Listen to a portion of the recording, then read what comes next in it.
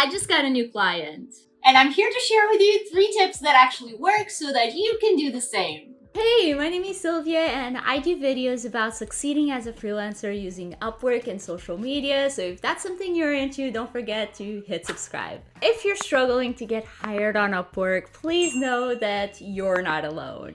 It took me several tries to get my first job on Upwork, and even then, it was a very short gig. I had no idea what I was doing, and I made so many mistakes in my proposal that now just make me cringe. Today, I'm here to share with you how I get clients on Upwork and how you can do the same with confidence. Spoiler alert, it's all about how you position yourself. The first thing you want to do is know your niche. This can be a specific service, an ideal client, or problem you solve, or even just a combination of these. I'll admit, I've never been really good at niching down, especially since I'm so multi-passionate, but I gotta say, it really helps. It helps you know what to write down on your profile and on your proposals, and helps make sure that the client can feel heard and understood, and like you're the one to help them. Again, if you can pick a specific service, like specializing in Instagram Reels, for example, maybe you can pick a particular client that you'd like to work for, maybe fashion e-commerce shops are your thing, or even just a problem you solve, like getting more eyes on their podcasts. Whatever you do, you should get clear on at least one of these before you send your next proposal on Upwork,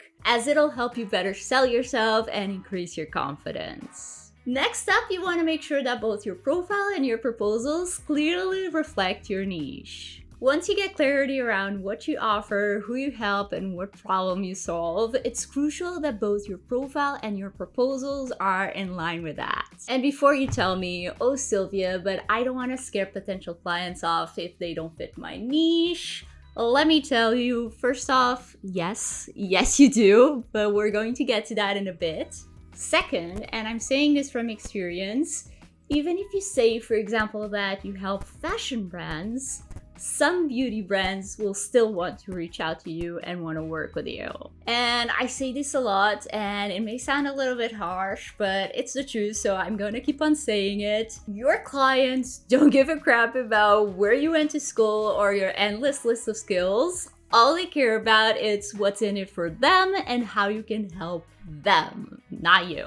And if they feel like your profile reflects that, guess what? They'll reach out. So basically, you need to know your niche and be confident enough to shout it from the rooftops, okay? Okay. Before we continue, let me know down in the comments if you could offer any service as a freelancer, what would it be? This leads me to my next point, which is you have to care. While making money and working from home are great motivators to make you want to start freelancing, let me tell you, it's not a viable long-term plan.